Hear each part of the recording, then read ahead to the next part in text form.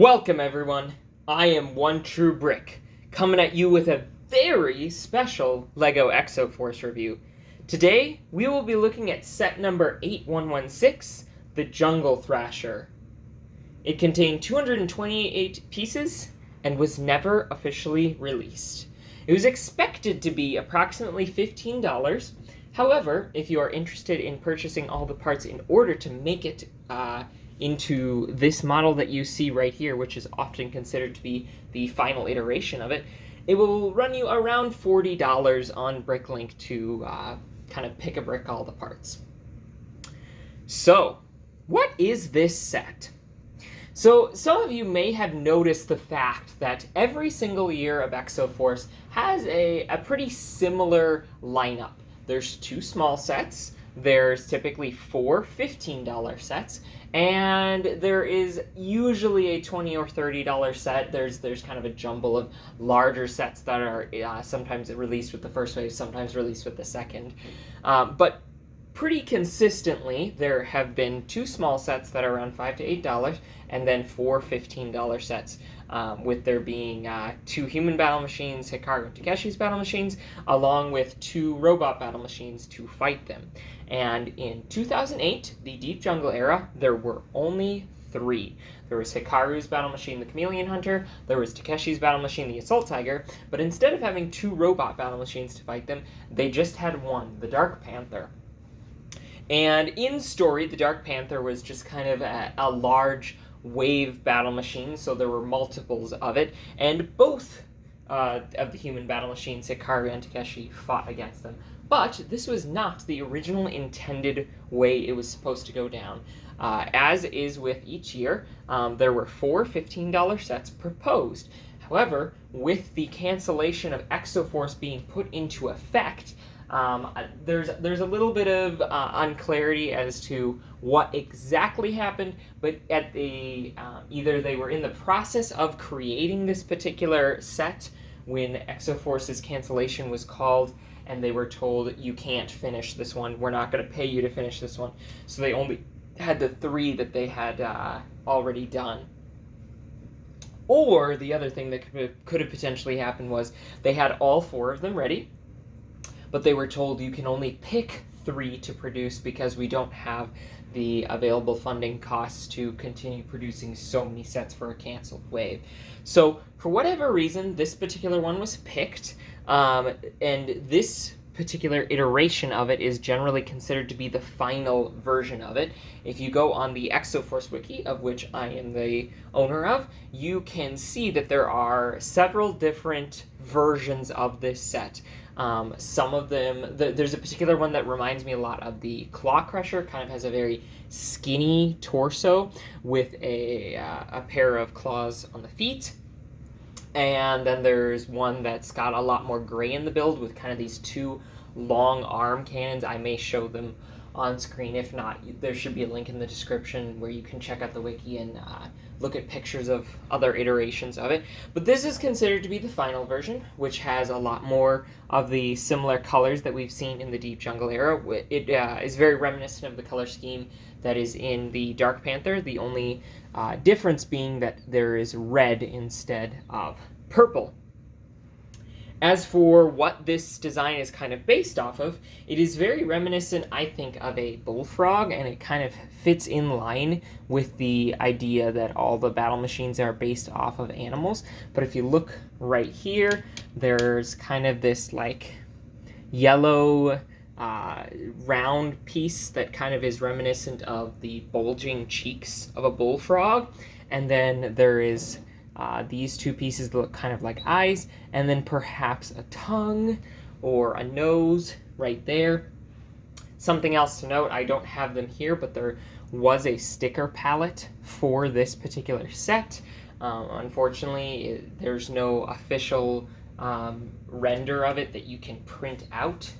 So I wasn't able to create them. At some point I may go down the road of completely recreating them, but they are shown in the three-dimensional pictures of this set. The only other one that I believe is currently in existence that has been created at the time of this video is the one that's sitting on the desk of Mark Stafford, the creator of the set. So very cool for me to have, the only one in existence other than that. I'm sure after the creation of this video, though, if it hasn't happened already, some other people are probably going to go make their own, which I absolutely encourage you to do. But like I was saying, very reminiscent of a frog, kind of also with these feet having 3 toes, though I think there are better ways to go about designing them.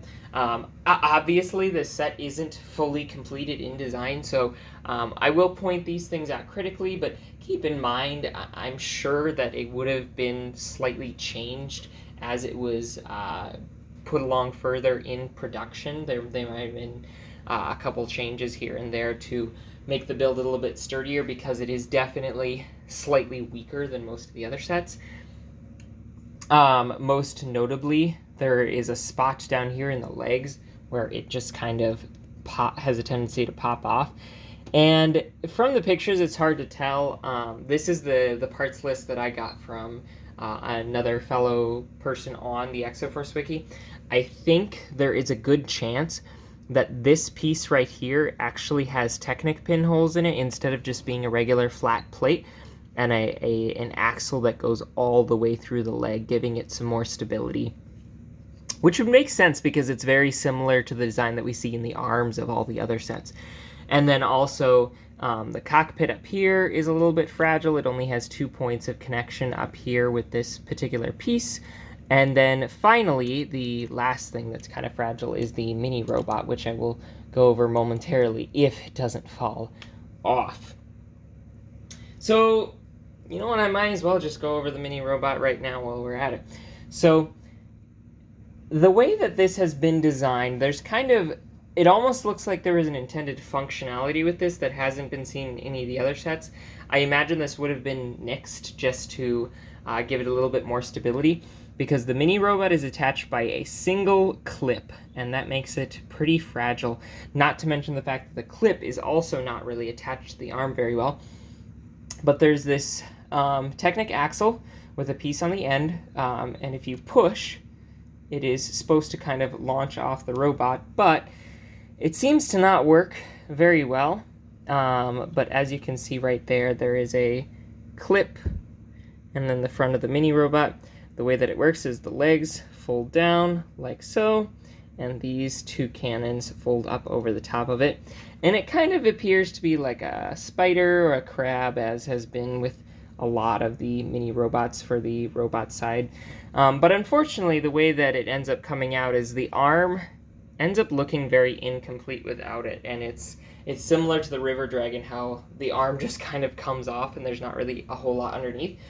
It almost looks like they were trying to design some sort of cannon or laser, because there are these 2 transparent green studs.